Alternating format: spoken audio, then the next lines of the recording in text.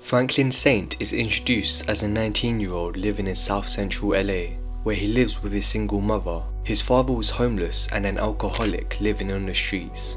With no father figure, Franklin would often visit and spend time with his uncle Jerome, who becomes an important figure later on. Nobody in his family was rich or had any major wealth. Fast forward 7 years, Franklin and everyone around him were flooded with money, flying private jets, becoming a kingpin, owning multiple legitimate businesses. How did Franklin go from an ordinary 19-year-old to building an empire within a decade? You know how I felt in that fancy school in the valley? Like an outsider, a mascot. College gonna be the same shit. I'm getting paid to learn how to run a business. Rather do things when I want and how I want, and get paid more at some office job and eat shit. That ain't what I'm after. I'm trying to do shit the right way. Went to the other side. Know what I learned? The game's rigged. It ain't made for people like us, so you know what? I'm rewriting the rules. You play by the rules, and you got screwed. I'm making up my own rules. The things I've done to make this money. Killed people, destroyed lives, whatever I had to, not just to survive, but to win. I built this shit. Me, brick by brick. And I'll be damned if I let you tear it down just because you don't like the way another nigga talk. Starting back at zero, that ain't gonna happen.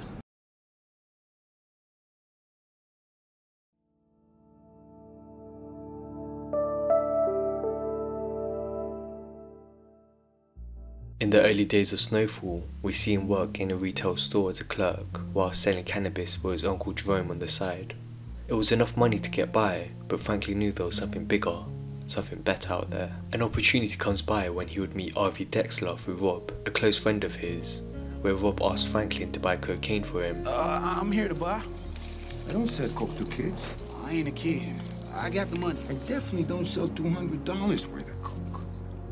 What do you sell? It's a kilos. R.V. Dexler is a high-level cocaine distributor, and this is where Franklin would take the opportunity to get involved in the cocaine business. Okay, front me a key, and I'll turn it around quick. After walking home with a kilogram of cocaine, he had to sell it within 24 hours to bring R.V. his money. In desperate measures, he turns to Jerome for help, but he refuses, making it known that cocaine can't be sold in their neighborhood, as nobody would be able to afford it.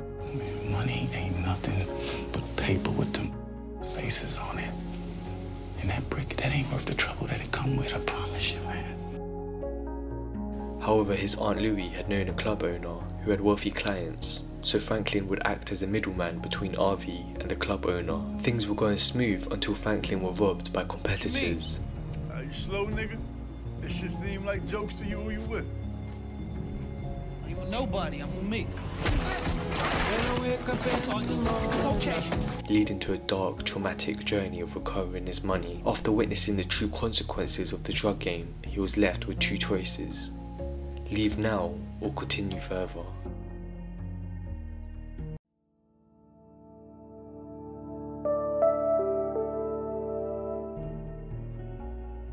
Franklin chooses to stay in the game, but knows he needs to change things. Pure cocaine was simply too expensive for his neighbourhood, so one day on a trip to Oakland, he discovers crack cocaine, a more cheaper and addictive drug that had not hit LA. I ain't never seen it before. He learns how to cook crack. After returning from Oakland, he introduces crack to LA, providing free samples to the neighbourhood. With a growing demand, crack spreaded like wildfire, and everybody in every neighbourhood in LA wanted a piece.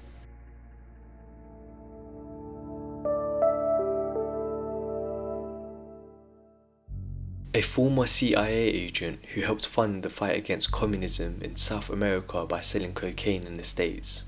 He's a rather complicated character, so I won't get into him too deeply, but he's the main distributor who ships pure cocaine from Colombia to the US, and R.V. was one of his distributors.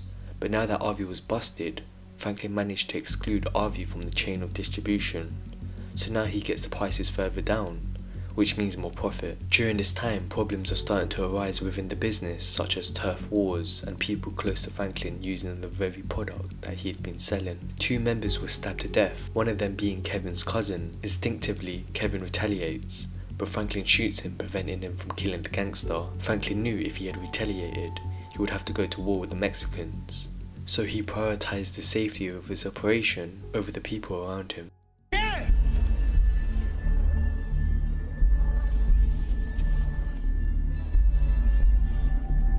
Stop!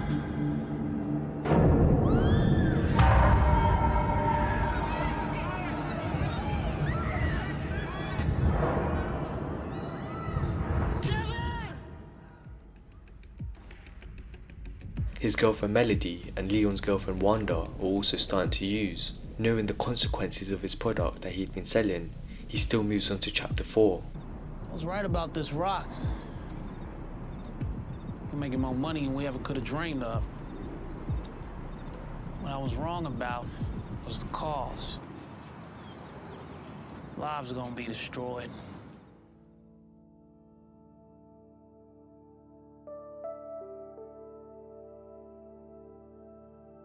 After accidentally killing Kevin, the LAPD were tailing Franklin, and sooner or later he would be arrested.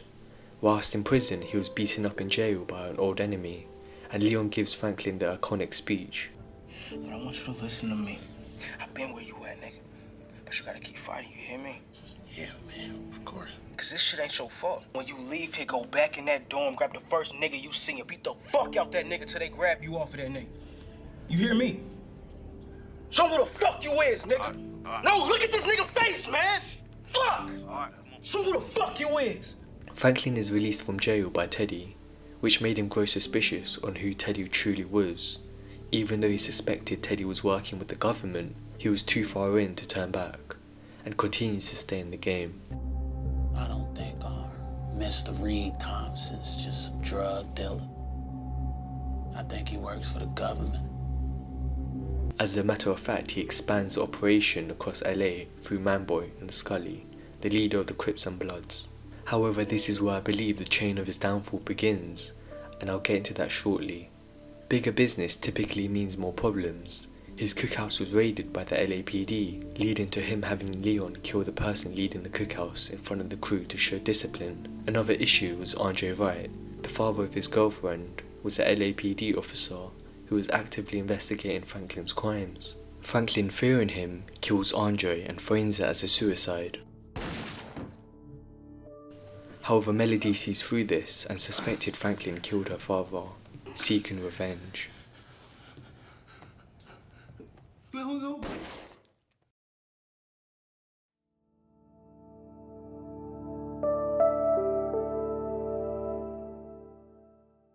As I mentioned earlier, I believe the chain of his downfall began when greed took over Franklin. He wanted to expand with Manboy and Scully, but the two gangs were in an active war with each other. Franklin, being the middleman, is left with a dilemma, choosing to side with either Manboy or with Scully.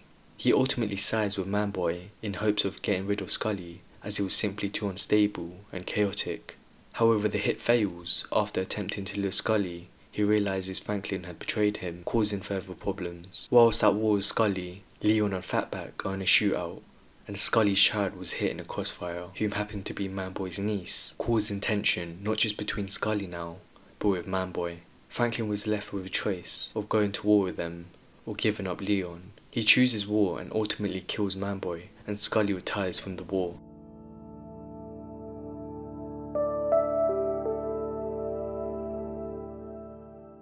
One year later, Franklin indulges into legitimate business and opens a real estate firm, whilst maintaining his ground in the drug game as a kingpin. However, Franklin's close ones are starting to distance themselves from him. Louis and Jerome wanted to start their own empire, which would ultimately mean Franklin's competitors would be them. So he tries to convince Louis to stay. What would you like, Queen Louis? What's gonna make you happy? Cause nothing seems to do it for you. How about not being under anybody's thumb, nephew? Well, I hate to break it to you, but everybody's got to answer to somebody. And me, I answer to the man who may have disappeared, my fucking father, and who would do the same to us if we don't move this product. Now, I don't know about y'all two, but I'd like to stay alive long enough to enjoy what I've made. So from here on out, I don't want to hear anything else about kilos or prices. Y'all want to go out on your own? Fine, but do not for 1 second fuck around with what I got to do to get mine, because I promise you, there is nothing I'm not prepared to do. Leon, on the other hand, is tired of the constant wars and wants to run the projects and take care of his people, and his bodyguard Peaches had also left and stole $5 million from him. However, Franklin was not too concerned as he had already amassed a fortune. Tired. Going home. See y'all tomorrow. But he does hire a private investigator to track him down, but was in no desperate measures to find him. While this was happening, once again his past actions later have consequences, as we are introduced to Kevin's older brother, Kane. After he had just been released from prison, he finds out that his cousin was stabbed and his younger brother Kevin was killed by Franklin.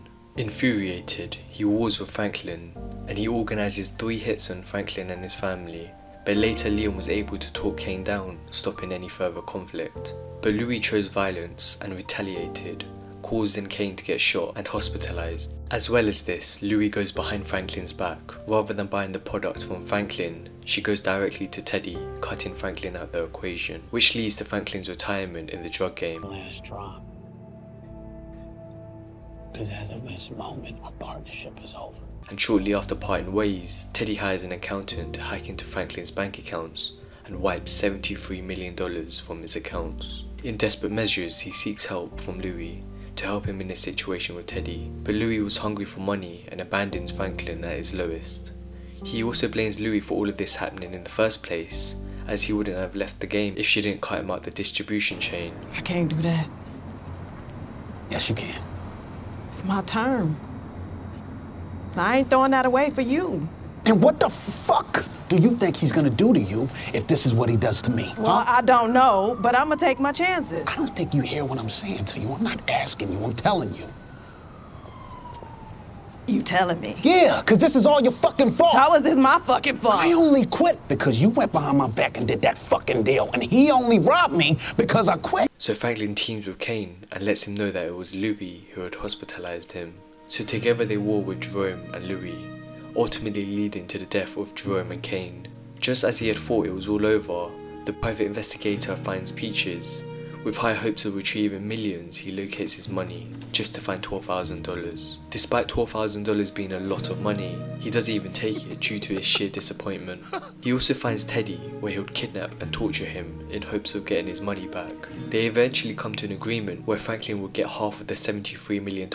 However, in the final moments of the multi-million-dollar transaction, Franklin's mother shot Teddy in honor of Alton.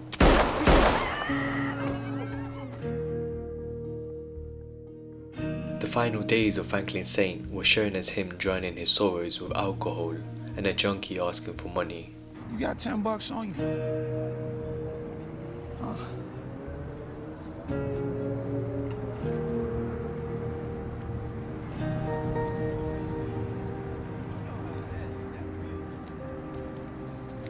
At 20?